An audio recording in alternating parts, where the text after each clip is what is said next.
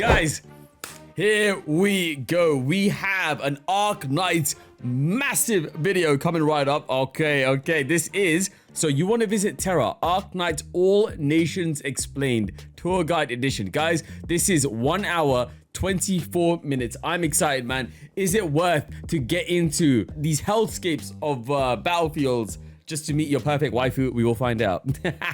Nah, I'm kidding. Real talk though. The world of Arknights looks incredible. I hope we can play at some point, whether it's Arknights or whether it's Enfield. But we're playing a lot, man. We're actually entering our gamer arc over on YouTube right now as well. We're about to wrap up with Blue Archive. We're about to start Nikkei as well, as you can see on the goal. So maybe Arknights, maybe Enfield is on the menu. Speaking of Arknights as well, we also do have the Exploring the Ultimate Arknights Iceberg video to watch as well. That is going to be a stream on its own over on YouTube at some point, so excited for that. But before we get onto that, here we go. So you want to visit Terra. Hey, here we go. Medicines, Plus here. So, you want to visit Terra, a world we have only experienced at the tip of our finger. So this clip only covers half of the nations in Terra, and plus minus still never came. Wow, bloody hell! All right. A world where Alien a Isolation, kingdom of chivalry and knighthood could turn into a corporate dystopian, where God-conquering China and the demon power-wielding Soviet Union don't quite get along. A world where angelic chivalry and knighthood could turn into a corporate dystopian, where God-conquering China and the demon power-wielding Soviet Union don't quite get along. A world where angelic people were liberated through sweets and guns, where their ancient brethren are the most discriminated against amongst all races. Terra is probably one of the most complex and realistic fictional worlds I've ever consumed. And I choose the word consume not because I like it, it is because Arknights is not just a game, it is a glorified visual novel with absurdly high production costs, along with a ton of adjacent media to enrich its own characters and world building, such as the character theme, songs that only exist outside of the game, official posts. Some are more cryptic than others, but all of them share the same trait, that is the exploration of the world of Terra from a unique angle or different timeline. ARG, aka Alternate Reality Game, is also an adjacent element that exists in Arknights media. They have ARGs as well. Pieces of lore. Even web event and manga that cover small but important details can solidify the world building. The world of Arknights has been evolving ever since the game was released back in 2019. Countless main and side stories have been added throughout the years. More than 1.6 million words make up the total of the readable media in Arknights. More than the Bible, wasn't it? It would take an average person over 90 hours to read through all of it. You can also view the entire lore of Arknights as 4 times the entirety of the Lord of the Rings. What? But what actually makes a great world building? What actually makes us want to visit Terra, despite the fact that all of us know how hazardous, apocalyptic, and dystopian Terra really is? Are we at zero sanity? A world doesn't just pop up out of nowhere with all of its different nations. People don't just magically have specific traits for no particular reason. A nation doesn't wage war against one another just for the is this the gameplay? I don't think I've ever seen Arknights gameplay actually. The thrill of it. Otherwise it would feel very unnatural. What makes the world building of Arknights tower defense, isn't it? Yeah. Is how they have both otherworldly fantasy elements and realistic conflicts between people and nations at the same time, as if the game has stripped out one of the cruelest sections from our history books and put it into a fantasy world. It is probably the closest of another Game of Thrones to the likes of Game of Thrones, with all the different nations and their conflicts, how the history of some nations still haunts them in the present day, how some past events are connected with present international affairs, how certain nations used to be superpower but fell into obscurity, how there are world-ending threats but nobody gives a fuck about because everyone is busy dealing with their own shit. As you can see, the world building of Arknights is quite complicated, and one can easily lose themselves in this. Okay, so the map doesn't exactly resemble our map, even though there are places that are meant to be kind of references to IRL world. So like Victoria, the UK and stuff like that, right? But it's not our world though. Right. Labyrinth. Which is why, to make the visit to this god-forsaken world more attractive, I've made this guide video to travel through every nation, to take a deep dive into each nation's unique history while admiring their sightseeing. That is literally to take a deep dive into each nation's unique history while admiring their sightseeing. Why? Because you clicked on this video, because you are curious, because you want to visit Terra. Although before we go, there are 4 basic but very important things that you need to hear. The world of Arknights has a lot of similarities with our world. However, there are a few things which make Terra a lot more different, despite its similarities in It did, didn't it? Against yeah. The main energy source for almost every nation is a dark crystalline substance called originium. Originium is often found in nature, in the aftermath of big catastrophes, or grows on living beings. There are 3 places on Terra where the density of originium is extremely high. These spots are called prime veins, and only a few nations can claim to be truly profiting from those. Why that is because originium so you need to like what? In a very inactivate it, refine it, or flammable, explosive, and can even grow over time if not contained correctly. This leads us to the second big factor on Terra, catastrophes. Just like in our world, catastrophe is nature's wrath in its purest form. Earthquakes, sandstorms, floods, blizzard, and meteor showers. I'm so invested, man. In the world of Arknights, the word catastrophe is branded with a different kind of fear. These are oftentimes way bigger and more destructive than the catastrophes in our world.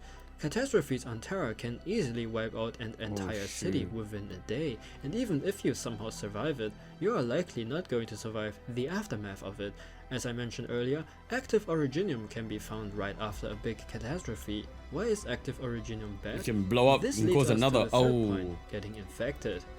An incurable disease known as 𝙏𝙤𝙪𝙧𝙜𝙪. If you get in contact with active originium, you are likely to get infected.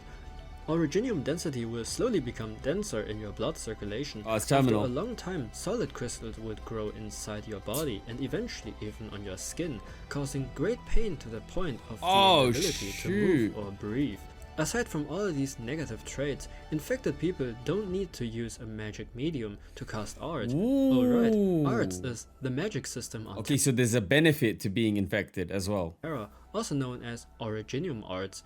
In some nations it is akin to magic, while in others it is viewed as a scientific field. But on the grimmer side, infected people experience great prejudice. Some nations mistreat them worse than others.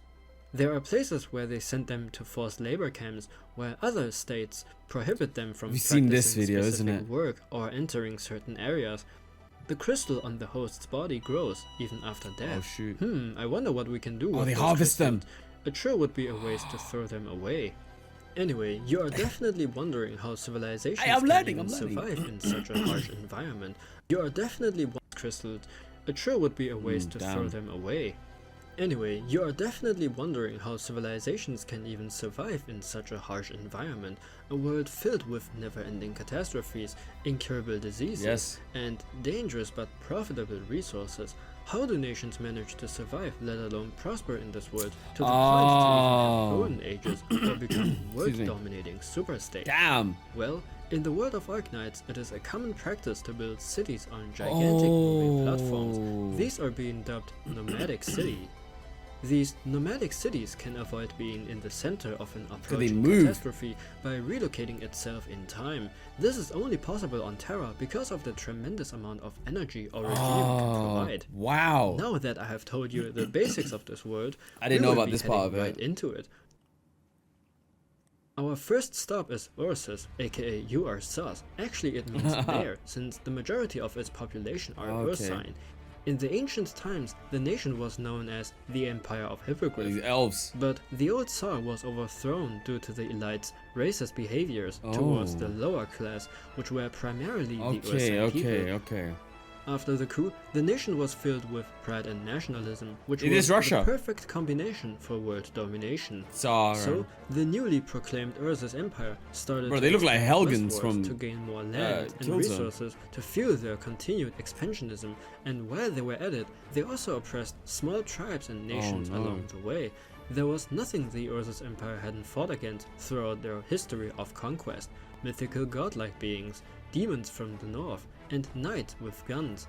The only nation that proved to be a real obstacle was Casimir's, the land of the knights. Nonetheless, the Ursus Empire proved themselves to have the strongest military amongst all nations by expanding so much that it has become the biggest nation on Terra, even to this day. They really loved to throw spears at their enemies, having the tankiest defenders to stop anyone from making a dent into their positioning, while mortars can attack from afar, and artillery targeteers made sure the artillery hit every single one of their targets until they died, a very miserable death. The army of Ursus spread fear all across Terra quite equally, by not only killing foes, but also their own civilians. Damn, what the hell? Terra during Ursus' 𝗔𝗟𝗪 heyday goes like this. 5 groups of shieldmen can slaughter a squad of knights, 4 riot guards can wipe a settlement off the map, 3 Wendigos can conquer a small town, 2 army groups can decimate a duchy, 1 sovereign can throw the world into chaos. And this is excluding their most feared soldiers, the Emperor's Blade. They are literally the blade of the Tsar and would execute His Majesty's will at any given time.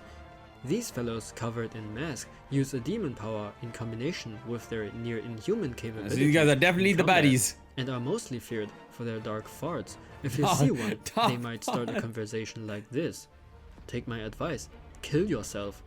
But with great power comes great responsibility, and that wasn't Ursus' strength. They usually put the people from newly conquered nations into their gulags. Their own citizens aren't treated any better because most of their resources go into let me approve that. The Ursus population lived in a poor condition, and just like in the old days, the Ursus revolted again. Putting an end to the brutal military regime. All of this happened because none of the elites really learned anything from history. Hopefully the circle ends. Why learn from history when you can just repeat it? Anyway, the new rebellion brought big changes. Now all Ursine are equal, but some Ursine are more equal than others. Ursus has turned from an expansionist nation into a more open and conservative one. Its new ruling class are a new generation of intellectuals and royalties who seek to modernize the nation. This does sound pretty good, right? Right. So, what do you think the Is it Ursus decline? of today would look like? Is it not good? Well, it still inherits a strong nationalism, and the discrimination against the infected has gotten even worse ever since the incident in 𝗔𝗟𝗪𝙪. Basically, Chernobyl an reference, infected I group guess? called Reunion rallied together to riot, took over the entire nomadic city of 𝗔𝗟𝗪𝙪, and drove towards 𝙏𝙤𝙪. When I heard the news, this was my honest nuclear reaction. Oddly enough, even after the city was lost, it was still sending out a strong signal that it belonged to the Ursus Empire. Sounds like a skill issue to me. I bet it was simply a malfunction when Reunion took it over. Let's move on to our next stop, the Great Yen. Let's see where we'd like to live, I guess, or where we'd like to visit. Definitely not that one. This place looks kind of nice. Okay, it looks very nice. What's up, Beijing? Is this Welcome to the Great China? Yen, okay. one of the oldest nations on Terra. It is an imperial monarchy ruled by an emperor and their 6 ministries. As one of the oldest nations, Yen has preserved all of its traditional culture from its prehistoric dynasty. Yeah, let's go live in China, and man. is now on their way to fully embrace modernization. Their gigantic agricultural nomadic city, 𝗏𝙤𝙪, which is able to feed almost the entire population of Yen on its back, and their international financial powerhouse 𝙏𝙤𝙪 are just a few shining examples of Yen's way to progress and prosper. God damn! In fact, Yen has been known as one of the most stable nations on Terra, since it never really got involved in any warfare with other nations. So respect, bro. I feel like many countries could learn from that. In higher history. Yen in would Arknights, also send out envoys to neighboring nations to settle war-related matters, of course with the attempt to achieve its own political agenda. Aside from the stable and peaceful land, Yen is also known for its unwavering economic monopoly in the world of Terra. The 𝙏𝙤𝙪 dollar, a currency that is very widely accepted amongst all around Terra, simply because of its stability. It is so widely used that it is being viewed as Terra's main currency. But Yen wasn't always like this. Before the dawn of the Common Era, Yen was ruled by merciless gods, also known as Pharaohs. Always in awe and terror, these Pharaohs reigned over the people of Yen with their miracle-creating powers that just bent over the laws of nature. They had to fight gods to get here? The Emperor had a dream. He wanted the humans to govern for themselves.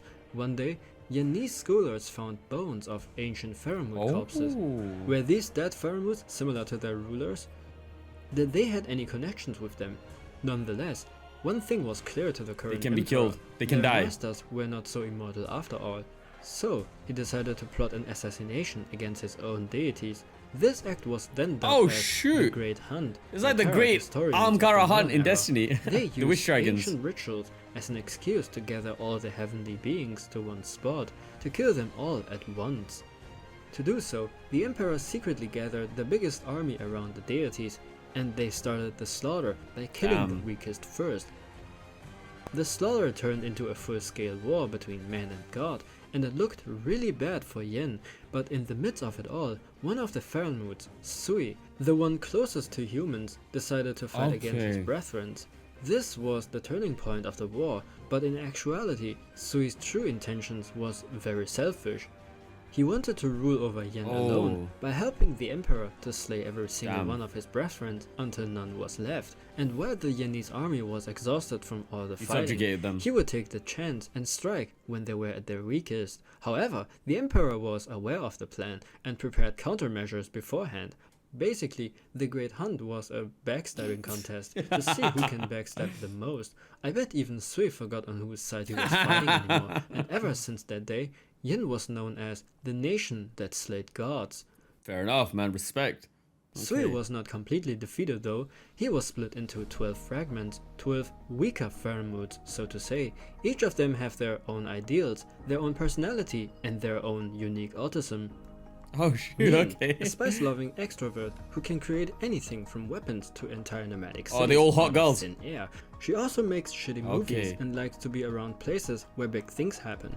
Dusk, probably the best shot in waifu you can wish for, because she is so socially awkward that she only interacts with her painting, quite literally. She has made a world through her painting. Once you enter this world, it really makes you wonder who is real. There are only two kinds of introvert, the oh no people guy and the ill people guy. She belongs to the later specimen. In Twilight's Embrace, Ling takes her place. She is the most mature one compared to the other two sisters, a strategist with wisdom and grace. With pen in hand, she crafts her rhyme. A poet who bends both space and time. Her goblet filled, she drinks with ease, yet her mind remains sharp, like a breeze. Drunk or sober, none can tell. I'm the oh no, I like people. I'm not you people. I'm like, no Reality people. raps at her command. In a world where dragons stand, enemies falter, lost in her sway, as Ling leads the drunk dance, night and day, forever. They have their own. I'm really curious, man. Like, I'm wondering if they have their own personalities, if they actually have beef against Yan or not. Forever keen. She's always being chilling. 𝗔𝗟𝗪, he is the world's strongest kung fu fighter. Through his immortal life, he has mastered all the fighting styles. People know him primarily for doing nothing but working out and training. Dude is literally living his autism to its fullest. We have turned all of his techniques into consumable copy-pasta. Shu, welcome to the rice field, motherfucker, for we will be harvesting these crops. What is this? Are these minigames? She is the flattest mother figure, but definitely not the least fertile. She is the sole reason why Yen is able to feed its growing population. Let's finally take a look at Yen in our current day and age. Thanks to Yen's geographical location, it is this is definitely the best place to live, man. Heartland, which means it never gets involved in any bloody conflict between the many nations there. Throughout the centuries, it had its consistent population growth. Not getting involved in external affairs. Which is why it has become a laid-back superpower on Terra by simply minding its own business. In addition, some of the 12 fragments of there we go. the Yen Empire to prosper. Yen can build the empire whatever they need. Whether it is new nomadic cities for the growing population, or walls ranging through an entire nation border to defend threats from the north, to Yen it is all a very trivial task. Shu, on the other hand, is the one making sure that the agriculture flourishes backing Yan, so that the growing population is getting fed. 𝗔𝗟𝗪 has been training the Yenese soldiers for as long as he has gained consciousness and defended threats from the north. What that threat exactly is will be covered in part 2. Which is what we're waiting for. Ling. What did she actually contribute to Yen? She was a great strategist who also defended Yen from northern threats, that's for sure. But she mostly did philosophical thinking and sophisticated drinking. After all, philosophy is best viewed through a lens made from the bottom of an empty bottle. And Dusk is a competitive hikikomori. nothing compared more, to Hikikomori. All in all, Yin has managed to turn a few of the 12 fragments on their side, and is using them as multiple cheat codes in their Civilization 6 session. But not every fragment is working so obediently under the Yen government. There are a few other fragments lurking in the shadows, working against the current regime. Every year, one of them would come out and play a game of Weiqi against the Emperor, and if he wins, he gets to go out into the land and spread chaos. Honestly, if it were by me, I'd just have flipped the table. Their endgame is to bring all 12 fragments together, so they can revive the Sui once more. This is extremely concerning, because if Sui gets revived, it is likely going to turn Yen upside down, and might even become a world-ending threat. It is what I'm worried about. It's definitely not because we would lose all 12 waifus in Resplendent if Sui is completed. Why would I even think that? Anyway, if we are traveling through the Great if they had their own personality, like, it would be kind of difficult to force them, right? They probably won't want to combine. There's one place we simply cannot miss out on, and the ones who are helping Lungmen, Yan anyway. the economic powerhouse of Yen. It is a gigantic nomadic city that has special financial perks, which benefits Yen's total economical growth. Its modernized super metropolis is anything but traditional. You can find the most hip clothing brand. Ooh, I know her. Is anything but traditional. You can find. I forgot her name. I don't know who that is. I know her. I forgot her name though. Wow, she's cool, bro. Oh my god. Hip clothing brands from all across Terra, from giant districts of world-renowned companies such as Raytheon, Rhinelab, and Raytheon. Damn, alright. I wonder what that reference is. Wait, what? Is this your Papa John's Raytheon? I don't know what Rhinelab is actually. To totally trustworthy detective agency, there's anything in this restless city. A city where you can witness an epic rap battle between a rat and a penguin. Wait, what in the Plants vs Zombies? An epic rap battle between a rat and a penguin. A place where you can have a date with your rat girlfriend in a Viennese restaurant, enjoying a hot xiaolongbao. Lungmen is one of the places where diversity flourishes. Oh, and when we are talking about diversity, they are just not so keen with the infected. Oh no, bro! Everyone, is there any maybe we'll find out. Any nation that like doesn't discriminate against the infected. Places where diversity flourishes. Oh, and when we are talking about diversity, they are just not so keen with the infected. But hey, I mean, they would simply ruin the business and prestigious image of the city. So it is totally understandable. If you wonder where all the infected went, well, honestly, you are asking the wrong person. But if I take a guess, they are probably living somewhere at the outskirts of the city, places where people wouldn't see them. Damn, man. Nobody would notice a thing if they died by even in Yan? Anyway, enough with the minor inconveniences of using Originium. Let's look at the bright side, and with that, I mean, let's look at the different nation handling it. Right. If it appears like a company, acts like a company, and smells like a company, then it is a company. 𝙔𝙤𝙪𝙧𝙜𝙪 is a corporatocracy primarily known for its booming originium mining industry. Its nature mostly consists of outbacks and deserts with its primary population of cultists. The birth of 𝙔𝙤𝙪𝙧𝙜𝙪 was thanks to the age of colonization. Back in the days, the area was discovered to be close to one of the 3' vein, which consists of rich originium sources. Uropathy is incredibly contagious rock cancer, so it's very much a push the infected away mentality. Damn. And it's not it's terminal as well, isn't it? I mean, and it's incurable, right? And not to mention they use it for magic. They can use it as power, so I understand why people would be afraid of people with originium. Uropathy, sorry. One of the 3' vein, which consists of rich originium sources. Every powerful nation sends their best expedition teams and mining companies in an attempt to claim the land for themselves. In the midst of the originium rush, the political situation between the superpowers in the Terran heartland began to brickle, which made them shift their focus back on their homeland. The expeditioners and companies were all left to govern for themselves. What looked like a grim reality was actually a blessing in disguise, because at that time they bonded together, formed a nation by declaring their sovereignty to all other countries. And now they have the none of the resources in area. Heartland could accept that without attempting to overthrow the 𝙔𝙤𝙪𝙧𝙜𝙪 government for a takeover. But because they were too busy with their own war games at that time, they could only send small forces to harass Beletonians.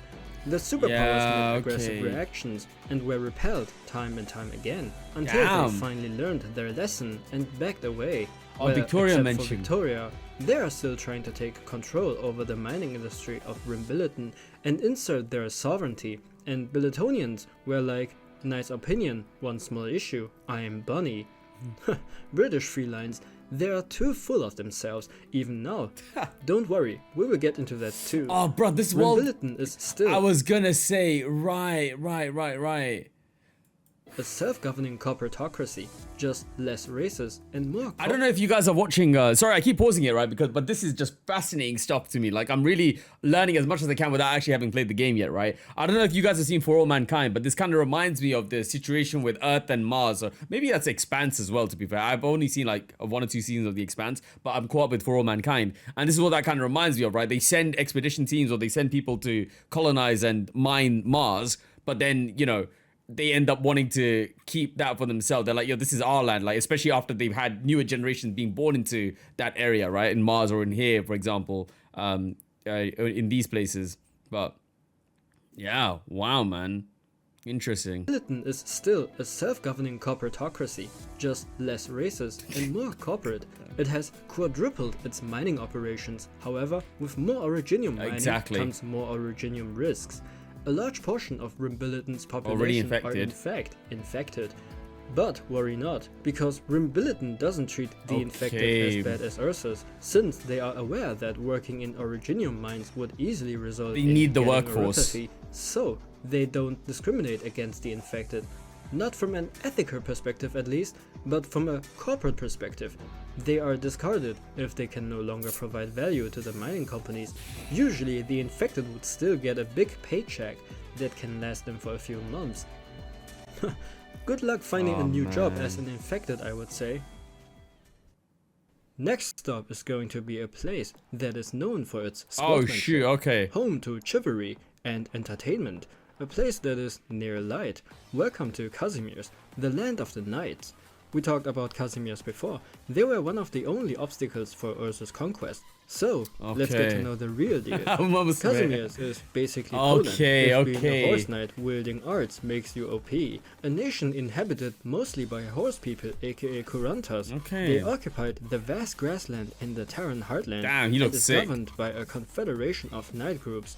The classical way to distribute power fairly amongst the governing organs of a nation. You could say it is a bit closer to democracy. Other nations like to refer to 𝗏𝗪𝗪s as the land of the knights and just. Ever since the beginning of 𝗏𝗪𝗪's history, it has been a place where the strong protected the weak. How do they deal with the infected then? Fingers crossed, let's see. But this nation did come with its own challenges. In its whole history, 𝗏𝗏𝗪𝗪s has faced countless brutal invasions from foreign powers, and it always questioned their ideology. Centuries ago, it was the Hippogriff Empire that never ended their harassment. These were actually quite easily repelled, and they eventually stopped trying to harass at 𝗏𝗏𝗪ian borders. And then came the Naimauran Khaganate, aka the Terran Genghis Khan. They beat the Hippogriff Empire to submission. The names are so like Naimauran Khaganate, like Khan. They beat the Hippogriff Empire to submission first, and were after 𝗏𝗪𝗪s as a side state. Hence why the Hippogriff Empire stopped the harassment. It wasn't because they didn't want to. It was because the great Khagan annihilated them. Khagan had a vision. He wanted to conquer the world. Now, how do I explain this so that modern people like you would get it? It was a coming of age tradition. Yeah, no. I do remember subject. I do remember that one because I remember it showed the arena there. I was like, wait, that is this place, isn't it? Yeah, I remember we did watch that. Modern tribes, you would get it. It was a coming of age tradition for all Naimauran tribes to go into uncharted places and bring back extraordinary tales to tell for their tribesmen.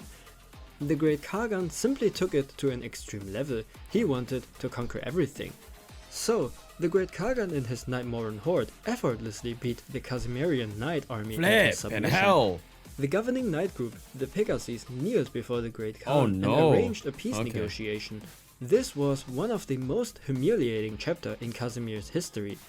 Majority of its population grew extremely dissatisfied with the ruling Pegasus and eventually united under the goal to remove them from their position of influence. The revolt started when the Neimoran campaign came to an abrupt end, with the sudden death of the Khagan in the far south. Oh shoot. All went successful, and the new political system demanded the Knight to split their power and influence in a different way. They kept their political power, but had to turn a large portion of their wealth over to retinues. These people are referred to as merchants. They were given the task to manage the wealth. This went wrong in so many ways. Okay, it sounds the complicated. nation lived through a peaceful era in which the merchants grew more influential by the year, and by the time the nation formed a democratic system, the merchants had become such a powerful entity that they were able to control the economy of the nation. Merchants were always seen as lower class citizens. But they control their money, bro. But now that the merchants have banded together to become one powerful and wealthy entity, they can no longer be ignored by the governing knight groups. The power struggle between the corporate faction and the governing knights was very polarized. The knights were in full control of the military, while the merchants had control over the economy of the nation. But one small factor broke the status quo. It was a calm Saturday afternoon. A hairless knight noble was holding an auction in hopes to sell his castle on a nomadic platform to the highest bidder. He invited his other noble friends. One after another, everyone placed their bet, but to everyone's surprise, it was not a nobleman that would offer the highest bid. As a merchant. It was his own retinue. This was very inspiring to the merchants. Why don't we just buy off the knights' land and military? They can't outbid us all. The knights had to renegotiate with the now powerful merchants and formed a new governing entity, the Casimir's General Chamber of Commerce. There's so much happening, right? Like even in terms of timeline as well. Is this all in the game or is this game history, if that makes sense? Like, dude, we just went from the Khagans decimating another empire and then decimating the 𝗏𝗏𝗪𝗏's empire or the knights. In nation history, right. And then they stopped, and then now they're, they have their own internal strife here now with the merchants and in short, knights. KGCC. Both kind of. This was a sad day for the knights, but a good day for the merchants, and a good day for people like us who love to spend money and consume. Everything has to be centered around making money. The first nation that is taking capitalism as their motto was born. Damn. Money ruled the nation. The knights only had one option: become a gear of the gigantic corporate machine. Or die out, isn't it? With this big change came the biggest shift in culture of Casimir's. The nation has slowly but gradually abandoned their tradition. It is all about stonks and profit. War with a neighboring nation can solidify its own economic growth if it means sacrificing a large portion of its own knights. No more knights on the street, only dubsteps, Casimirian dubstep. The sound of capitalism and soulless consumerism is what makes up the Casimirs of today. Man has forgotten true struggle, as well as those who require it to survive.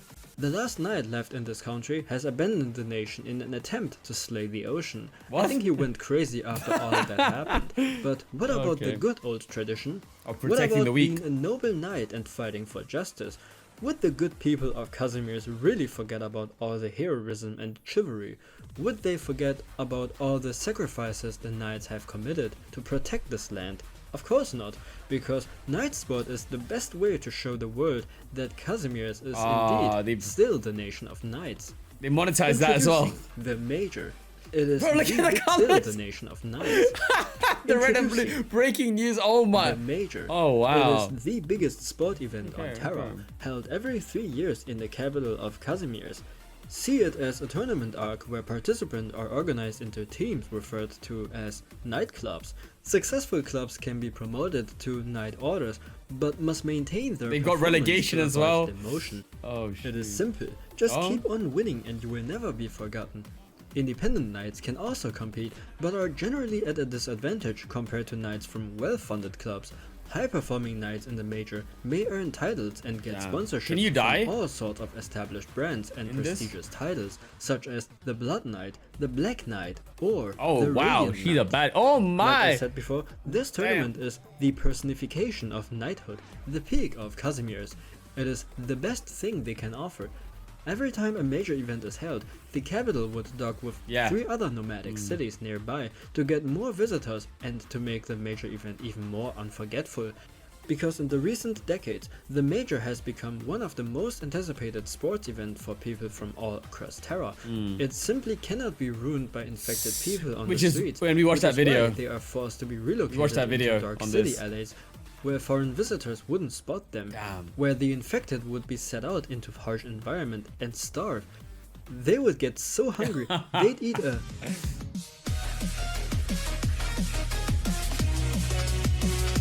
Damn, who are they? Oh my god. The 𝗔𝗟𝗪𝙧𝗏 economy. They bring in big investment, huge profit from merchandise, cosplay costumes, and a ton of revenue from advertisements. Knights are celebrated like superstars. They obtain more money and fame than any knights from the previous era, and that is what 𝗔𝗪𝗪𝙧 is all about. Congratulations, 𝗔𝗪𝗪𝗧. You went from chivalry to horse joke. Of course I understood it, man. Come on. The sword as a shield. They raised the sword for entertainment and profit. Maybe justice never existed in the first place. Well, that's enough for the nation of knights and capitalism. Let's take a visit to a nation that is still deep rooted with classical culture and studies into its own past. Welcome to 𝙧𝙤𝙪𝙧𝙏𝙪, the land of arts and music. 𝙧𝙤𝙪𝙧𝙏 is a superpower in the Terran heartland. Most of its inhabitants are classical music-loving 𝗔𝗟𝗪𝙧𝙏. The nation is ruled by a rigid governing system of different Kreise, with 2 empresses as their active leaders. This is Germany. This is the nation with an aggressive sounding tongue and the longest swear word on Terra. Donaudampfschifffahrtsgesellschaftskapitän's-Witwenversorgungskassen-Mitarbeiter. However, they aren't by any means aggressive. They have the finest music concerts and historically longest study into the field of arts. In fact, their past ruler was once titled the most talented arts user on Terra. But please refrain from spelling his name or title. Don't ever do that, it brings bad luck. 𝙧𝙤𝙪𝙧𝙏 is also known for preserving and innovating classical music. And by innovating, I'm not talking about new orchestra pieces to enjoy. Well, they do that too. Are they fighting with their instruments? Once I show it to you. This is how a battle with Ursa's army looks like. This is how a battle with 𝗔𝗪𝗪𝙧𝙏 knights look like. And this is how a battle with 𝙧𝙤𝙪𝙧𝙏 army looks like. Careful of music on the battlefield, especially when you face a 𝙧𝙤𝙪𝙧𝙏. Shoot. Do you hear what I'm talking about? While other nations turn the battlefield into a bloodbath, 𝙧𝙤𝙪𝙧𝙏 turns the battlefield into an orchestra. 𝙧𝙤𝙪𝙧𝙏 arts is unique because centuries ago they combined sound with art, and today they have mastered it, turning music into weapons. And you know what the best thing is? They are one of the few nations that don't discriminate against the infected. Allegedly. Allegedly. They treat them like brothers and sisters. They only discriminate against those who can't use art. Infected people are sent into special facilities for aropathy treatment. Well, the only drawback is that we don't get to see their infected family members once they are sent there, but knowing that they are being treated is good enough. Right? Don't ask where the infected went. I'm sure they are all living peacefully in their facilities and getting treated. Did they get killed? I mean, what would a nation with the highest knowledge about art do to those poor infected anyway? Doing research on them? Using them as arts amplifier? Come on, we are not talking about Colombia. What the hell? As one of the culturally richest nations on the Terran heartland, comes with some unique attractions but these places look real. Miss out on. 𝗔𝗟𝗪𝙧𝙏𝙀, the capital of 𝙧𝙤𝙪𝙧𝙏, a cultural heritage that is the Altstadt on this nomadic platform, with their annual musical festival celebrating its liberal mindset and harmonious prosperity, is a blessing for the eyes and ears. Wiesheim, a town famous for its music education and manufacturing of instruments. Everyone loves music in this town. In its center lies the Afterglow Hall, one of the most infamous places where musicals and orchestras damn, look at this architecture, man. This place used to be the arts amplifier of Terra's most powerful caster.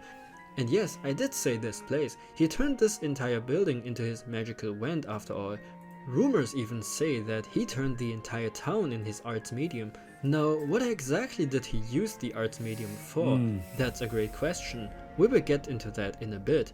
But before that, let's have a history lesson about 𝙧𝙤𝙪𝙧𝙏, how it became what it is now, to be more precise, the true story of the strongest caster on Terra. Here is 𝙧𝙤𝙪𝙧𝙏 in the year of 969. Everything is as is. The nation is ruled by different Kreise. Kreise are the equivalent of states. Each Kreis has their own way of governing their subjects, but all Kreise are bound by the 𝙏𝙤𝙪𝙧𝙜𝙪, an arts contract. Imagine a magical contract that makes the Kreise and their Kurfürsten physically and mentally impossible to divide into sovereign nations. Other states can join the 𝙏𝙤𝙪𝙧𝙜𝙪, and their state's name would be written on the arts contract. Small reminder, joining the Kreise leaving is virtually impossible, simply because of the complexity of the arts contract. And this is how Lithuanian acts as a single nation. The nation itself is united under a strong arts contract. Every few years, the Kurfürsten of every Kreis would come together and vote for one noble ruler worthy to take up the role of the acting emperor. They shall govern the nation and make all the Kreise prosper. In actuality, it is still the Kreise and their nobles who held the real power, because they can keep the emperor's influence if they want to. In a way, the nation is officially united, but doesn't quite act like a united nation. For example, each Kreis has their own military that only acts under the order of their own Kurfürst. Of course, if the entire nation is at war, then the emperor would request the unification of the forces of all armies, but even then, the head of the Kreise still has control over their own army. I know it is confusing, but that's just a fraction of Lithuanians' old and rigid bureaucracy. This is Otto Dietmar Gustav von Urtica. He was a young and good lad, extremely gifted in music and arts. Dude was practically listening to the Bible in Viennese on the right ear and listening to all 600 classical Lithuanian music pieces at 2 times the speed on the left ear, and he mastered all these music pieces in the span of 3 months. A prodigy child who also had the chance to get taught by the Castellan Lord of Liches. This is definitely gonna turn into a great relationship. However, Otto wasn't satisfied by all the knowledge he had gained. He looked way further into the future with an even bigger ambition than all of that his reference? peers. No, I don't think I knew that reference. Every other nation was progressing relentlessly, while Lithuanian was still holding on to its same old music and arts from centuries ago. And let's not forget its complicated political system that makes changes hard to begin with. The 𝙏𝙤𝙪𝙧𝙜𝙪 turned out to be a hindrance. 𝙧𝙬𝙪, one of the Kreise, has been voicing out its independence for decades, but the arts contract wouldn't let it happen, maybe this guy which can. Turned into countless Hello, how's it going? Welcome. 𝙧𝙬𝙪 Kreis. What is going to happen to Lithuania in the next 20 or 30 years? The arts contract wouldn't let it happen, which turned into countless civil unrest inside 𝙧𝙬𝙪 Kreis. What is going to happen to Lithuania in the next 20 or 30 years? Victoria has their steam knights, Iberia has made a pact with an advanced ocean civilization, and Ursus was becoming the new military powerhouse simply with their sheer brute force. Meanwhile, Lithuania is still too stubborn to progress and can't handle its inner conflicts. Otto was already thinking 2 steps ahead, and with the unknown future of his beloved nation, he vowed to become the greatest ruler ever, once he gets his chance to sit on the throne. Ob du meine Arbeit für richtig hältst, ob du glaubst, dass ich fleißig gewesen bin, dass ich gearbeitet habe, dass ich mich in diesen Jahren für dich eingesetzt habe, dass ich anständig meine Zeit verwendet habe im Dienste meines Volkes. Gib du jetzt deine Stimme ab? Wenn ja, dann tritt für mich ein, so wie ich für dich eingetreten bin. And thus he was chosen by the Kreise. First, he revamped the old rigid system. The Kreise and their Kurfürsten gradually lost their political influence, while he centralized power for himself. Now, any normal person would look at this and criticize his abuse Has he been of a benevolent leader? Especially the Kreise and their Kurfürst, but not with Otto's regime. Not only did he say goodbye to the old system, he also brought to the common folk a prosperity they have never seen before. All thanks to his majesty's wisdom and knowledge. Soon enough, he earned himself the title 𝙏𝙤𝙪𝙧𝙜𝙪, the Horn of Genesis. But the most astonishing feat was him ending the political unrest of the Kreis 𝙧𝙬𝙪. 𝙏𝙤𝙪 single-handedly managed to override the 𝙏𝙤𝙪𝙧𝙜𝙪 and removed the name 𝙧𝙬𝙪 from the contract, officially declaring the 𝙧𝙬𝙪 as an independent nation, something no one believed to be possible. And for the next decades, he went on ruling over Lithuania. Everyone celebrated the rise of 𝙏𝙤𝙪, and he would go into history as the greatest ruler of Lithuania. If it were not for the atrocities he had committed in the coming decades, Remember the Kreise and their Kurfürsten? They actually hated him. I know, right? That's in the Shocker. song. Okay. They lost their army, their influence, and their tradition. So to restore the glory of the good old Lithanian custom, they tried to stir civil unrest. Basically, they disobeyed 𝙏𝙤𝙪𝙧𝙜𝙪 order and were punished accordingly. The punishment for dissidents was cruel. 𝙏𝙤𝙪𝙧𝙜𝙪's leadership got worse from that point onwards. To expose and punish the opposing Kurfürsten, he enacted a group of loyalists who served as his personal secret police all over Lithanian. At the same time, a dedicated group of cult-like loyalists was gradually formed around him. They were drawn to His Majesty's madness like a moth drawn by a candle. Normal citizens could only see his cruel actions, and he was eventually coined a new title, the Witch King. Damn. While the Witch King was busy killing off his political opponents, he became a professional hikikomori, not because he became awkward around people, it was because he was too invested in his arts research. It was like an obsession, as if he was close to finding the truth behind this world.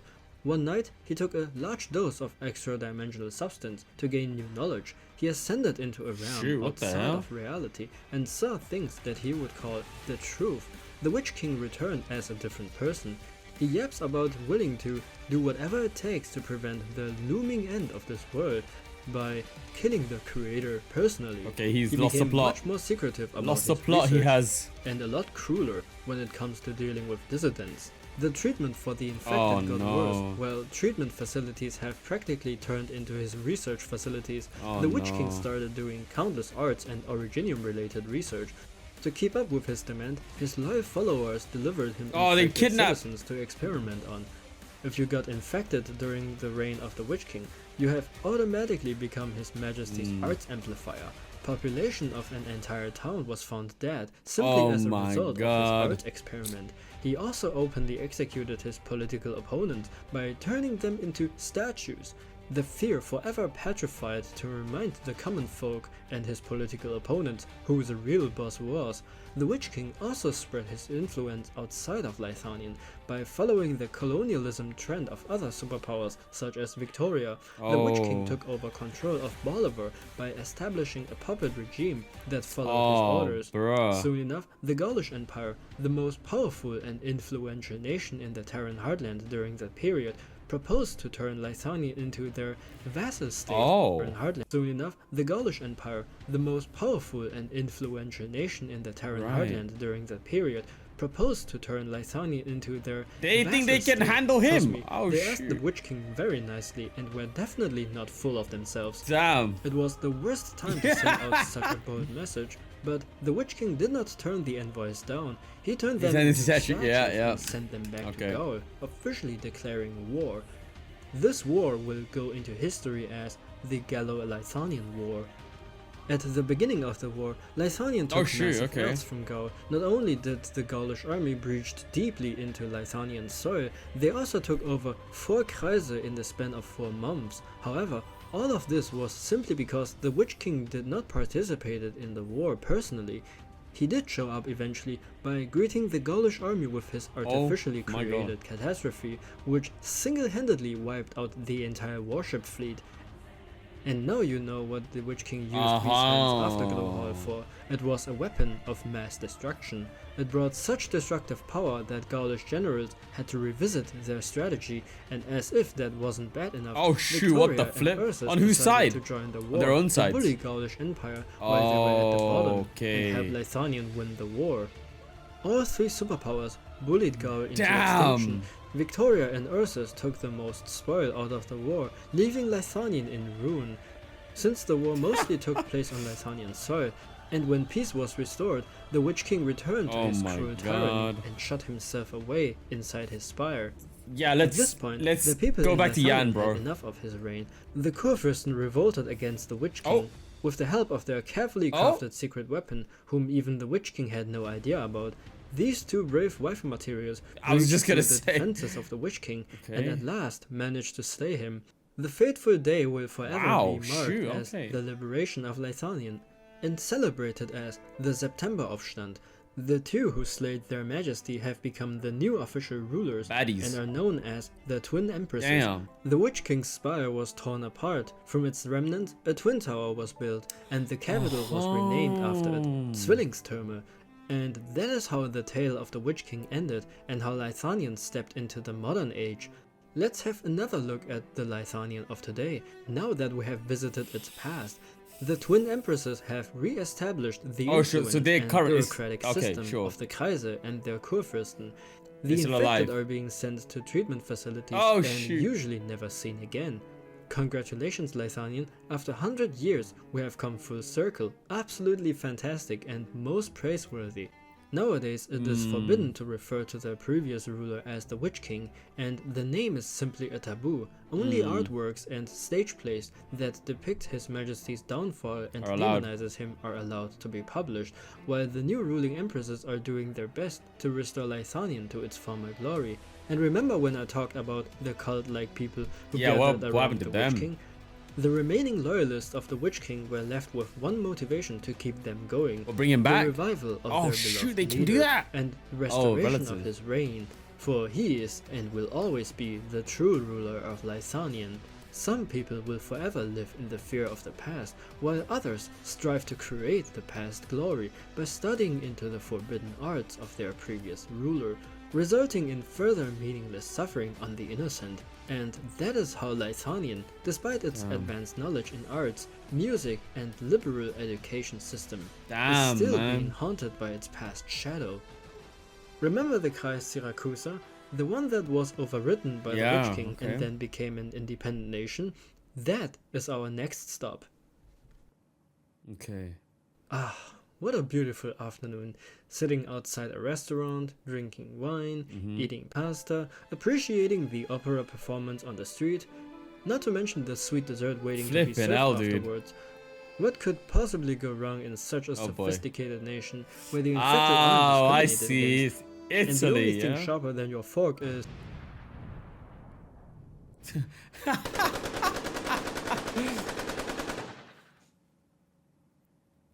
Welcome to 𝗔𝗟𝗪𝙧𝙪, where the mafia doesn't just influence the government, it is the government. The streets run red with Mariana sauce. Oh, wait, never mind. No, it's blood. Sorry. But don't let that scare you away. Underneath the constant family disputes, extortion, and friendly reminders to pay up on time, 𝗔𝗟𝗪𝙧𝙪 is a vibrant cultural hotspot. Historians, however, would argue that 𝗔𝗟𝗪𝙧𝙪 culture is the result of constant influence from foreign nations. The elegant opera performance is a direct cultural heritage from Lithanian. You know, when 𝗔𝗟𝗪𝙧𝙪 was still a Kreis of Lithania. 𝗔𝗟𝗪𝙧𝙪's legislation is brought by Columbia. Its tradition of delicious food and the faith in the church came straight from the holy influence of Laterano. So definitely a place worth visiting. Well, as long as you can turn a blind eye on the never-ending conflicts between different mafia families on the street that result in innocent civilians being killed in the crossfire, and Pharaohmoods in the form of wolf. These wolf-like Pharaohmoods love to play a game of battle royale. They have done it for centuries, and they grew so tired of the fighting that they decided to change the rules. Instead of fighting each other, they picked their own mortal champions to fight in their stead. Basically, they have created their own game of fate, just less complicated. I was gonna say, what is this fate? The 𝗔𝗟𝗪𝙧𝙪 of today is a delicious pasta with thorns grown on it. They have learned the finest aspect of other nations, but what use of the legal system when the hands of the law are tied by an institution in ruins? What use does having faith in the church do if people keep dying when being killed? What reason is there to keep making pasta when the nation that praised chocolate pasta no longer exists? Oh my god. Okay, the last one was a joke. They should keep cooking those pastas. Well, things weren't always like this. At the beginning, 𝗔𝗟𝗪𝙧𝙪 was a simple tribe. They and the Lithanian tribes had troubles dealing with their friendly neighbors. So to be able to defend themselves from their neighbors, they proposed to join forces with Lithanian tribes. Through a long negotiation process, Lithanian tribes decided to make the 𝗔𝗟𝗪𝙧𝙪 tribe a part of their Reich, and thus 𝗔𝗟𝗪𝙧𝙪 has become a part of Lithanian. Not just officially, but also bound by the This is before they went independent. What 𝗔𝗟𝗪𝙧𝙪 didn't expect was the social hierarchy they experienced through the next century. They were treated like the backwater cousins. good enough to fight on the front line, but not good enough to get a seat at the cool kids table. They were seen as sword-swinging barbarians. Even after picking up Lysanian instruments and fine-tuning their artistic taste, they never quite shocked that whole primitive stereotype, basically second-class citizens. Dissatisfaction grew stronger over the years, and eventually the people of the 𝗔𝗟𝗪 Kreis started protesting. They wanted to become independent. Again. This of course was not taken lightly by the other Kreise, and they sent their forces to quench the unrest, which actually made it worse. Eventually the protests spread around the entire Kreis of 𝗔𝗟𝗪 and evolved into a civil war. It was said that 𝗔𝗟𝗪 Kreis has passed the point of no return. If it were not for the Witch King to step in, rewriting the 𝗏𝙤𝗪 Gesetz and officially declaring the independence of 𝗔𝗟𝗪, and then 𝗔𝗟𝗪 was free from the shackles of their previous masters. Finally they could govern for themselves. They have learned the best aspect of Lysanian, the appreciation for music and arts. So in the following decades, 𝗔𝗟𝗪 prospered under their new jurisdiction. Nah, just kidding. In the capital, someone decided to practice terrorism by blowing up the entire building, killing every governing head present, leaving 𝗔𝗟𝗪 as a nation without its government. And you know when that happened? Literally 2 days after the declaration of their independence. And then, total anarchy. That's when the mafia... 𝗔𝗟𝗪 was split into multiple mafia families who treated the nation like a giant monopoly board. Only instead of buying real estate, they blew those up and annexed entire cities.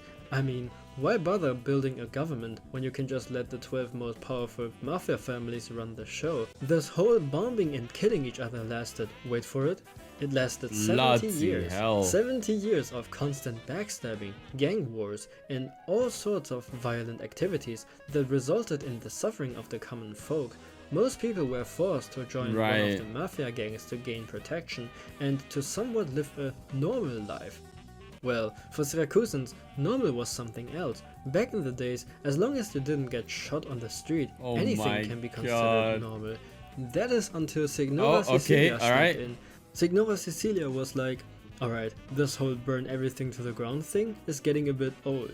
How about we, stop killing each other for a change? Having finished her studies abroad in Laterano, because when the mafia is running your country, naturally you go study at Terra's Vatican for the holy experience. Caecilia came back and decided to play peacemaker. How? Well, she introduced a new system called Pistole e Ordine, guns and order. Sounds cozy, right? Caecilia didn't just convince the mafia to stop shooting each other every 5 minutes. She established a functional, semi-functional government. She even used the power of religion to help unite them.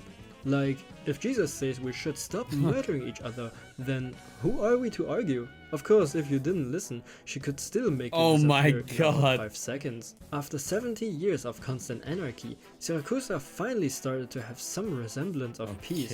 Sure, it's a fragile peace held together by bribes, shady deals, and occasional assassinations. But hey, we're just here for the past abilities, and for the next 60 years, things have been stable, especially now that you have got the Confederate Council and Supreme Court. Although both are basically just puppets for Caecilia's mafia-backed regime. So technically, even a gather strike can end alive. But hey, at least they pretend to care about civilian safety now. Of course, not every faction inside 𝗔𝗟𝗪 is satisfied with this peaceful system. New generations who think maybe the mafia shouldn't run everything, or maybe we should build a society where people don't get shot on broad daylight. What radicals, am I right?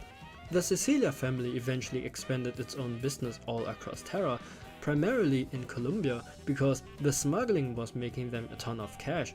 Well, until the Colombian government took the matter a bit more seriously. Straight up it's called Colombia. Oh shoot, okay. The most prominent mafia clan, the Texas family, got wiped out due to being too unruly there, and that is when most of the Syracusan families returned back to their homeland, and that is pretty much where we are now.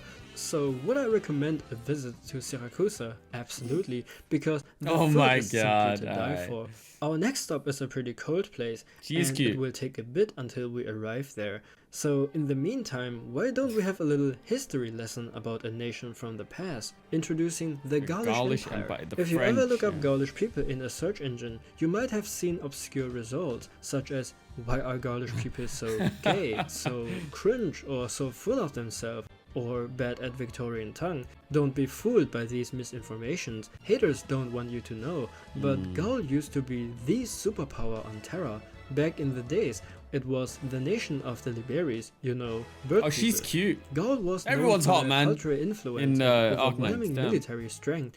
Gaul was also the only nation in the Terran heartland that was able to withstand the 𝙏𝙤𝙪𝙧𝙜𝙪 invasions, and they kept expanding their borders by annexing neighboring city-states.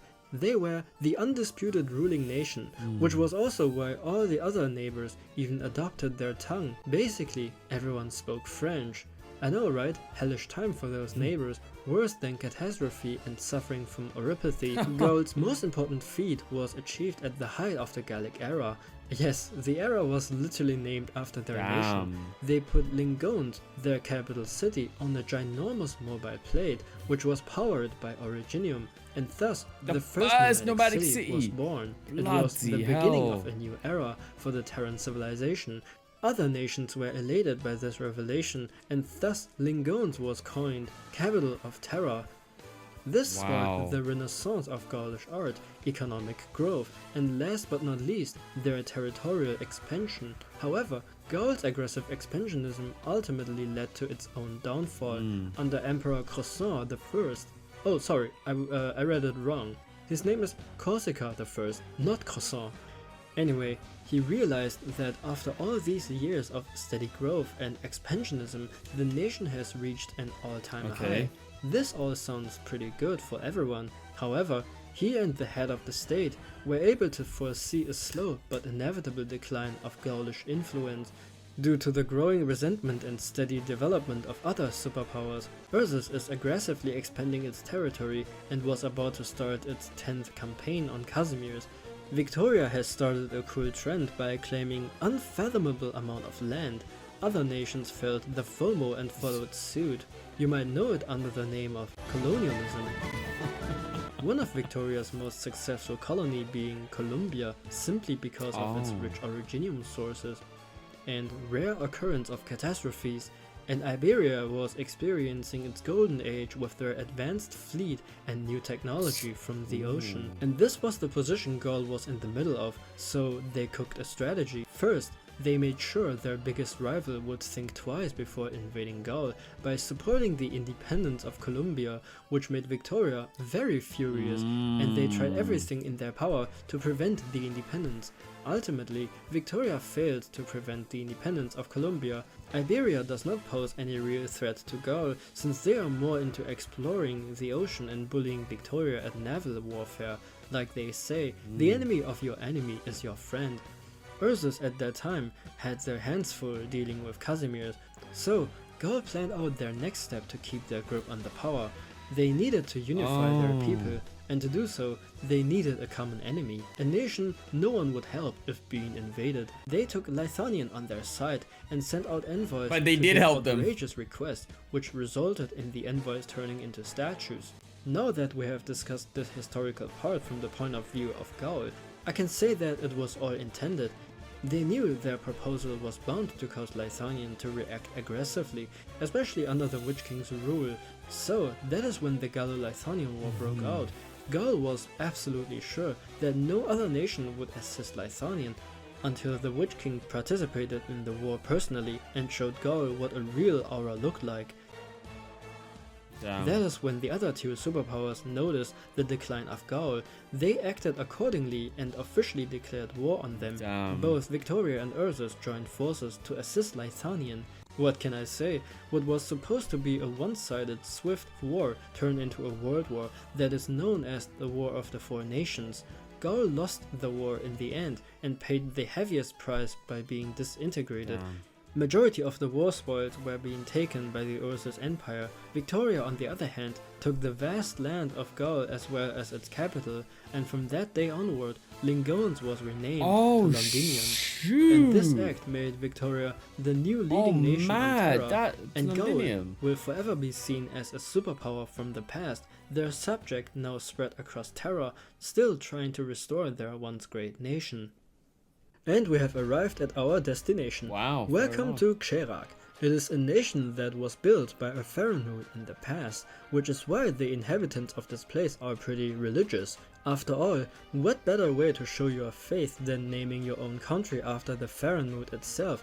𝗔𝗟𝗪𝙧𝙏, a place encircled by snowy mountains, mostly known for being an introverted nation that uphold their traditional customs even in this modern age. I do have great news. Recently 𝗔𝗟𝗪𝙧𝙏 has opened up.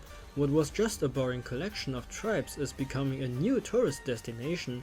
Even though 𝗔𝗟𝗪𝙧𝙏 has opened up for tourism, visiting them still This is feels like I was like okay. I was gonna tourist say attraction and like a not the Scandinavian other way country or around. something. I guess we still need to break the ice. Also, this is probably the only snowy place that is suitable for a vacation. You ask me why? I don't know, maybe because the other snowy place grows rootless flowers, has weird pitch black snow, and ursine KGB units trying to kill you. In 𝗔𝗟𝗪𝙧𝙏, the only thing you need to be wary of is the cold environment that might pose some danger. Don't get yourself frozen, it would lead to slipping and falling into a hole. Trust me, this kind of thing occurs on a regular basis, even to locals. Anyway, overall 𝗔𝗟𝗪𝙧𝙏 is a very peaceful nation. Hey, yo, you can tell that by looking really through pretty its arts out, history. man. Literally nothing happens for centuries on end, and they never bothered developing either. Why would they, when this place is so peaceful and no other nation has any interest because it is so cold and isolated? This place really started to embrace the outside world after a shift of power. You see, 𝗔𝗟𝗪𝙧𝙏 is ruled by 3 clans: the Browntails, the Palaroaches, and the Silver Ashes. Both Browntails and Palaroaches are conservatives, while the Silver Ashes are the only clan that has contact with the outside world. Fast forward a few centuries, you'd think 𝗔𝗟𝗪𝙧𝙏 would have enjoyed some peaceful isolations, right? Well, not quite. See, while the rest of the world was out there inventing things like industry, Olafur Silver Ash, the patriarch of the Silver Ashes, decided it was high time 𝗔𝗟𝗪𝙧𝙏 jumped on the modernization bandwagon. Why stay in the mountains making religious artifacts when you can build factories and railways? Especially the railways, they really needed to build a strong economy. Luckily, he had some connections to the Victorian Empire, which gave him the idea to model the whole country on Victorian business management. A classic foreign influence for better profits move. But the Browntails and the Palaroaches hated the idea. I mean, Olafur wanted railways to be built. Railways on this sacred land? On the holy land of 𝗔𝗟𝗪𝙧𝙏? They plotted an assassination on Olafur, and through a complicated political game, Olafur died in a train accident. How ironic. He always wanted more of those. The 2 conservative factions pushed the blame to a family that was allied with the Silver Ashes and claimed that they betrayed them, and also ostracized the Silver Ash family from the tri-clan governing system. They said the death of their head was a punishment from 𝗔𝗟𝗪𝙧𝙏. If I were born in 𝗔𝗟𝗪𝙧𝙏, I'd actually believed in that shit. The whole incident made 𝗔𝗟𝗪𝗧𝙏 more isolated than before. That was until one man returned after studying abroad. Because that's what future leaders always do. They leave their nation in chaos behind to find enlightenment from the outside world and bring their teachings back for salvation. And Sioda Silver Ash returned from his internship in Victoria. He pushed modernization and foreign trade. He even had the balls to mine near Mount Carlin. It is considered one of the most sacred places in 𝗔𝗟𝗪𝙧𝙏. Naturally, the conservatives were not thrilled. Tensions boiled over when the great elder of the Winebear court was poisoned, and both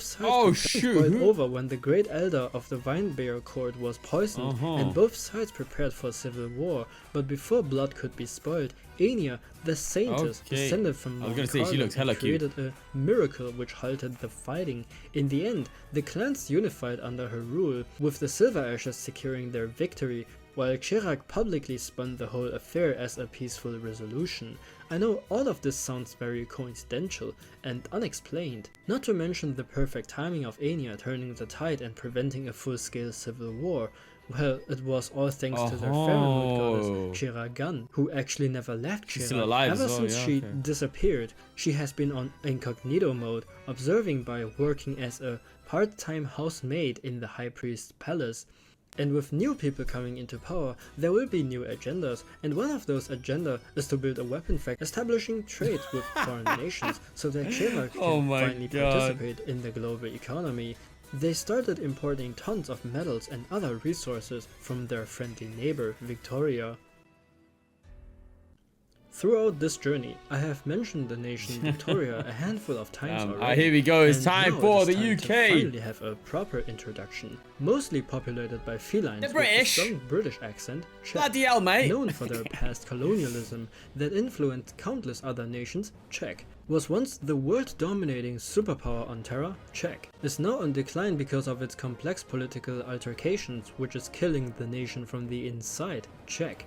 My dear visitor, welcome to the Victorian Empire, the carbon copy of today's United Kingdom, but with more inequality, competitive racism against the infected, game-changing colonialism, offensive place names. Last but not least, a big gap between the common folk and the nobles. Victoria stands as one of the nations with the most profoundly impactful history, a legacy so vast and far-reaching that one would be hardly pressed to find any other nation with such cultural influence, military might, or dare I say, sheer bloody-mindedness. So, let's commence forth on this marvelous journey through its splendid historical importance. Pardon for my Victorian tongue. Before Victoria became an empire, there was this fertile region devoid from dangerous beasts and catastrophes. One day, a tribe of ancient 𝙦𝙤𝙪 discovered this place and saw the potential of it.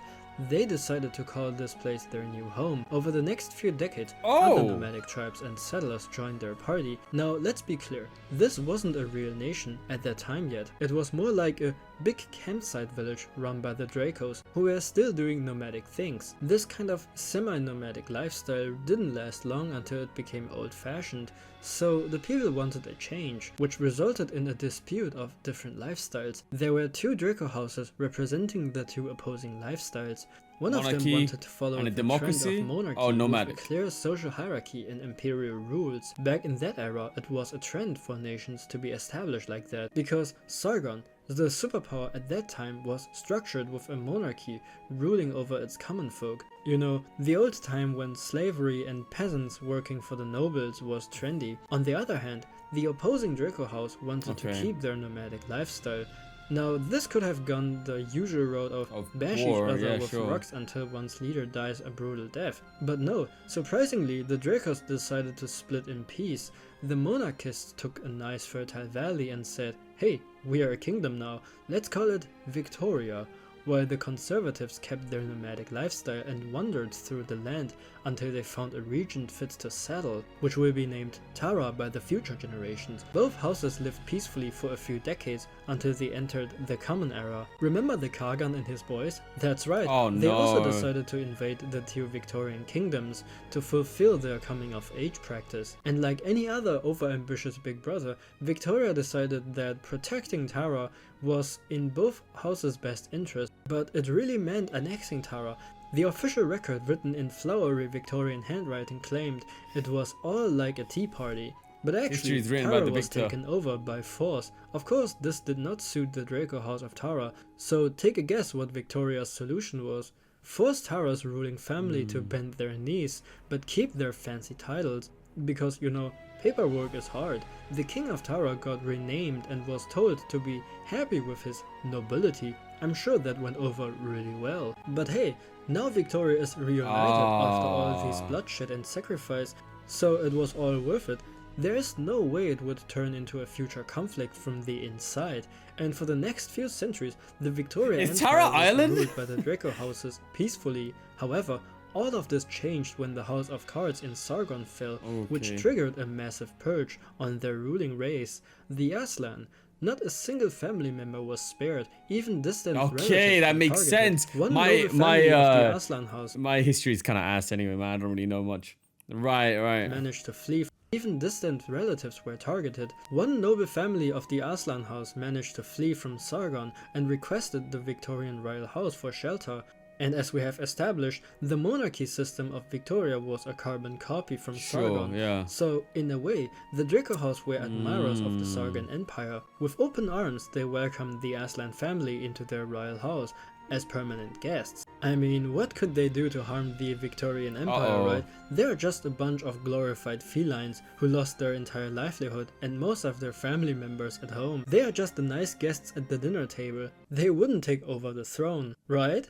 Over the next few years, the Aslands became extremely popular among the Victorian common folk because the Aslands were a family of Chads. They treated people with respect and helped the poor. In other words, foreign deeds for the Draco House. And with the people on the Aslan's side, they started a palace coup against the Victorian Dracos, which succeeded without much resistance. The Terra House, on the other hand, decided to resist, but ultimately signed a double monarchy rule agreement with the Aslan House, and from that day onward, both the Draco House and the Aslan House ruled Victoria together peacefully. That is, if we can count out all the political power games and conspiracies constantly happening in the background. In any way, the Aslans brought an age of peace and prosperity, and everything developed during that period.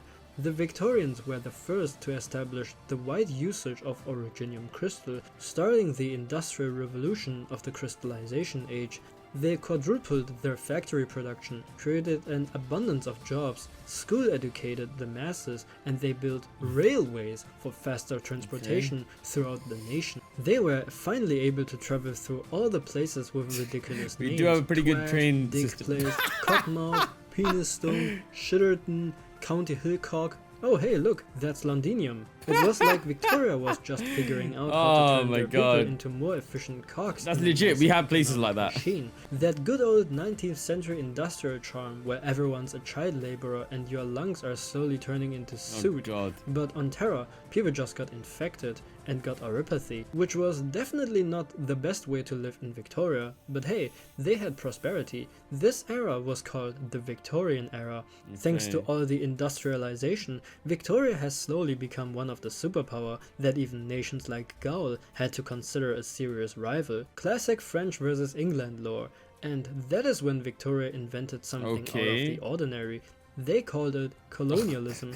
It is when you claim a foreign land yours and start exploiting its resources, often in the name of Victoria or the betterment of uncivilized people, even if the locals didn't ask for it. I mean, what are they gonna do about it, right? Victoria got big cannons, endless supply of army, and tea. And I haven't even mentioned the Steam Knights. Imagine an originium powered cattle that can shoot out missiles and has one of the strongest physical attacks known to man, condensed into a thick power armor. Now imagine it being piloted by the most patriotic soldier. That is what one Steam Knight is made of. They are tasked to take orders directly from the parliament's aristocrats to protect the king and the country. These heavily armored fellows look pretty big, but do not confuse mass with imprecision and sluggishness. Steam Knights have extremely high reactions and accuracy in hitting their targets. Combined with their thick and heavy armor, they are pretty much unstoppable once they have locked in.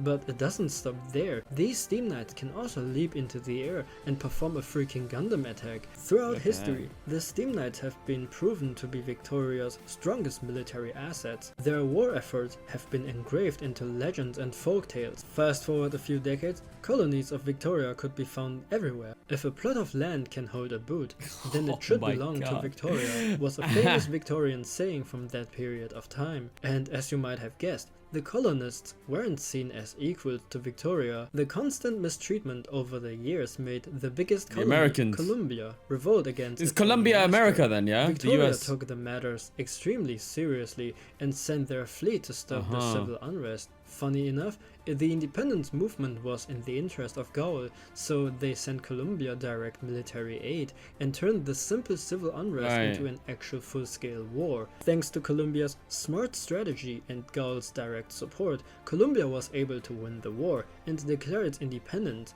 Victoria had to accept it because of its... Did that happen in real life as well? Did the French help did the French help America in the revolution against the British? I'm sure you can imagine we don't exactly study the American Revolution here in England. Win the war and declare its independence. No, more like the American Revolution. Because of its own affairs it had to deal with at home. Imagine losing to your own colony only because of foreign interference. The Victorian royal house was furious about this matter, but right after the Colombian Declaration of Independence, Wimbledon also jumped out of the line and declared their independence, yeah, we did not Victoria study this. also failed to suppress. And to make matters worse, Victoria just lost a major naval war against Iberia, losing a large portion of their warships. However, despite all of this, it did not deter Victoria. The Statue of Liberty was for that.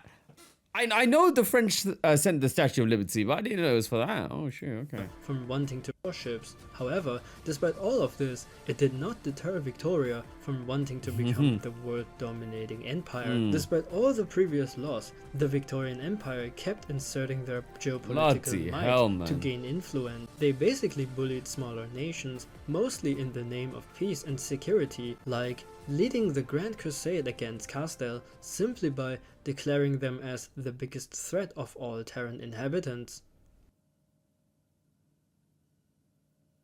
Oh. Let's be xenophobic. It's really in this year. Let's find a nasty circus trap infected horde to fear. There's no more fiendish neighbors since the Steam Knights came to call. Let's learn to love our empire by purging one and all. We know we ought to hate them. They're different, you see.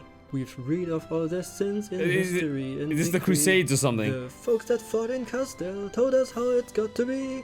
The gospel truth was forged in wars that we declare as free. Let's wipe out their last stronghold.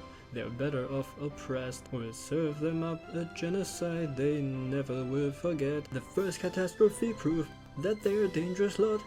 So it is our duty to take them down, destroy the plot. Oh my god. Can never be as good as felines here. We're noble and industrious, the best on Terra sphere. So step aside, sarcasm, we are ready for your worst. We know you try to raid us, enslave us or degrade us, or slaughter us and invade us, unless we crush you first. Damn. For the following years, Victoria only picked small bones because of the previous major losses they taken. It was only during the Gaul-Lithanian War that they noticed the decline of Gaul. So, to take political revenge on Gaul, they allied themselves with Ursus and Lithanian. As we know, the war resulted in an absolute victory and the end of Gaul. You helped my colony rebel? I'm gonna fuck your whole country from behind. Victoria took over the majority of Gaul's fertile land and officially claimed to be the new dominant nation, leading to a new era of peace and prosperity for the next few decades. But this era of prosperity didn't last long. A slow decline was happening in the background. While the royal house burned cash like coal, the wars were dragging on. Spoils were not split evenly. The rich were getting richer and the poor were getting poorer. Like current state of things, the situation came to a peak when their king tried to raise the tax for the aristocrats. The aristocrats responded by losing their collective minds. They didn't just refuse, they decided to whip up a popular uprising. That's right, the rich folks got the peasants to overthrow the king. He was promptly executed, publicly hanged in his own royal garden. Don't ask me how. The aristocrats somehow did an reverse card on their majesty and made the people of Victoria think he was the reason why their nation is on the decline. And with the king gone, the 8 dukes, Victoria's regional governors, gathered inside Londinium, you know, to fill the power vacuum. In other words, to take over Victoria for themselves. And if you think this was already dirty enough, get ready for what they did next. These dukes passed some new laws, making sure that no other noble could waltz into Londinium without special permission. It was a power move, plain and simple. They wanted to make sure that no one else could challenge their grip on the empire. But hold your tea, this wasn't the worst thing. As we all know, bad leaders create bad times, and bad times create dangerous political agendas. Remember the Tarrans? The ones forcefully assimilated into Victoria Kingdom centuries ago and then were never treated equally? Yeah, they remember too.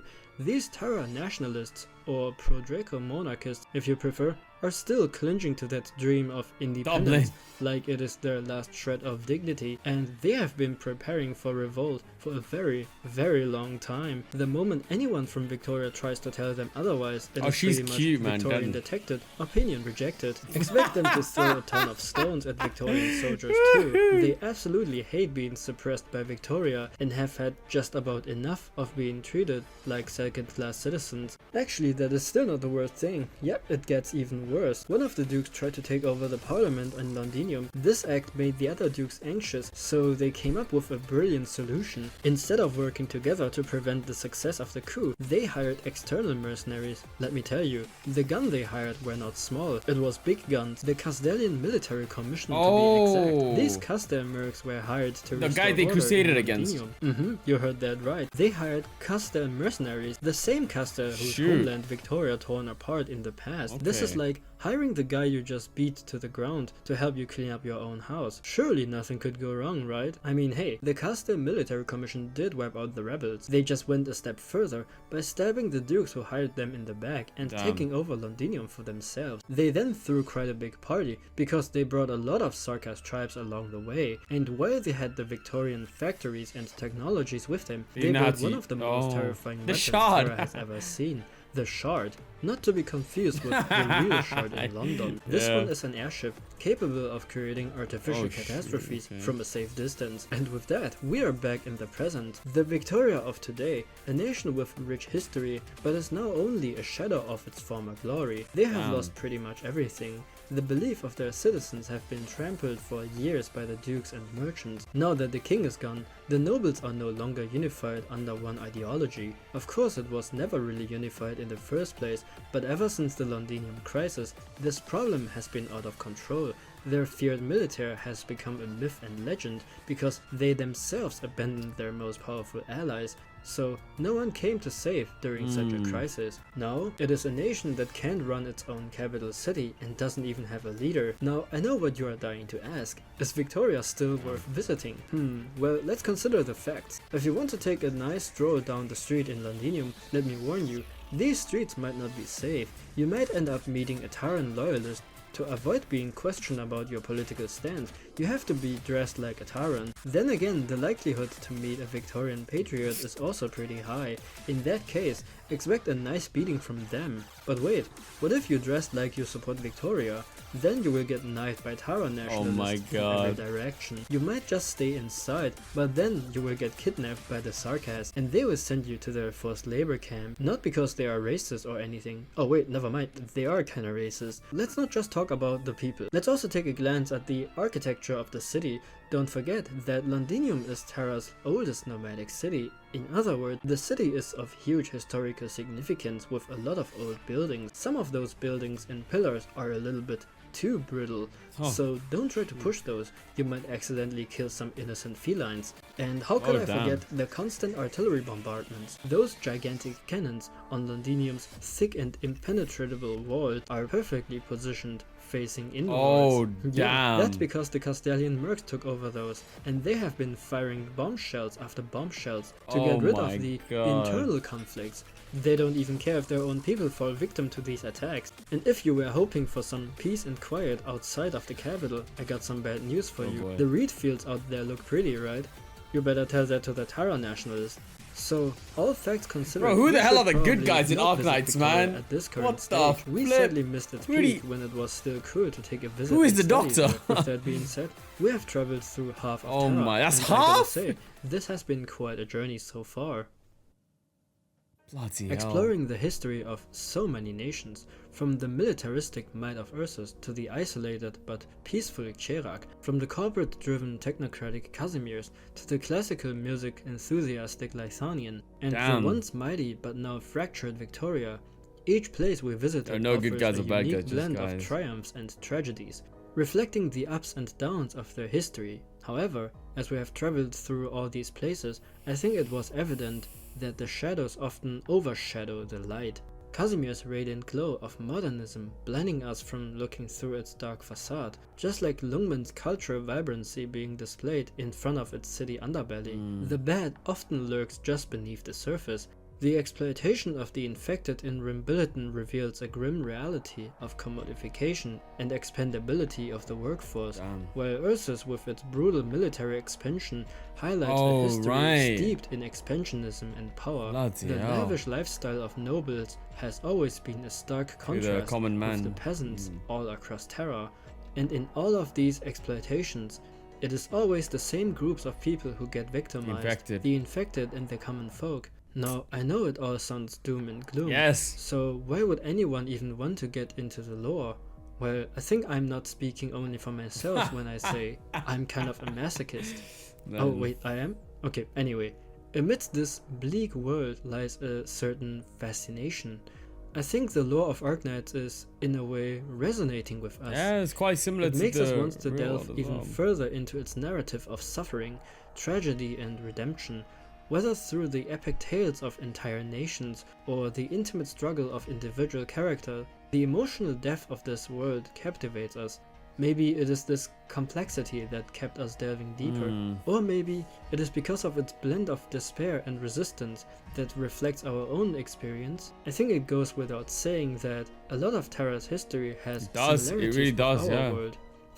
Man, when lore writers start copying from each other, the infected, just like any other minority groups in our society, endure systematic injustice. China, I guess. Their difficulties often overlooked in favor of those in power and rich. The history of Terra difficulties often overlooked endure systematic injustice. Damn, man. Their difficulties often overlooked in favor of those in power and rich. The history of Terra is littered with examples of nobility evading crimes where the infected and poor suffered under it. And this really makes one think. It really confronts one with the uncomfortable truth about our reality. The struggles of the weak are often ignored in the face of the powerful. Well, we reap what we sow. A reminder that the consequences of our actions shape the world around us. Despite the widespread suffering, we challenge ourselves to resist our own satisfaction and gain. Does our hope have to be sown upon somebody's sorrow? We have a choice: to confront the monsters we have created, or to become passive observers in a world that feels like hell on earth. Wow. And with that being said, I truly wish people can come together to achieve bigger things, because the only people benefiting from conflict are those who sit at the top. Yep. If the people on Terra cannot unite as one, then there is no hope in resolving the inevitable apocalypse, which will be the second half of our journey. Damn! We will be taking a stroll into the deep, looking at a threat that might flood the entirety of Terra. Shoot. A looming threat from the north that even the knowledge of it can pose danger. Of course, we will also visit the most advanced nation on Terra, and at last, we will gaze upon the stars. This has been the first part of Arknights 𝗔𝗟𝗪 Nations Explored, and I will see you in the next one. Dude, that was incredible. Beautifully written, beautifully performed, beautifully edited as well, man. My god. top 10 things to do in Terra, leave. Dude, that's insane, man. Especially as someone that doesn't know much at all about Arknights. I haven't played the games or anything, right? This was such a good introduction, good beginner's guide into this. The world of Arknights sounds horrid, but it's a reflection of our world as well, I'd say, man. There's injustice in our world as well, man. There's injustice at every corner, bro. So we get to see the worst of it watching videos like this, right? In terms of Arknights, right? Whereas, sometimes in real life, we may be living in our own bubble. Whereas literally in this very second, across the world, someone is facing injustice. Someone is facing discrimination. Arknights really holds a mirror up to the state of reality in the real world. That is kind of incredible. What the heck? But everyone is hot. I'm just saying. Some of the characters here, oh my god, dude. What the heck, man? Absolutely beautiful character designs, man. And it was crazy to see how much history is there as well. There was so much where I was like, bro, is this happening in the game currently, or was this in the past? I couldn't even tell, man. And then there's Enfield, which is in a completely different planet, right? That's its own thing. Oh yeah, Arknights, bro. No wonder it has more words than the Bible. My goodness, man. Crazy. But all right, guys, thank you so much. I hope you enjoyed that, and thank you Plus Minus for creating this incredible video. Kagero, thank you for requesting this, man. Appreciate you big time, and I'm looking forward to doing more Arknights. You are king. Dream, 조선은 탄조, 조선은 소리여 받고, 결혼과 스틸로, 스스밤에 스케트 바이러 비가키야. 하나 사간 스무가시 바나시 카나 스토리 원하시 드롭. Yeah, my title, you king, title.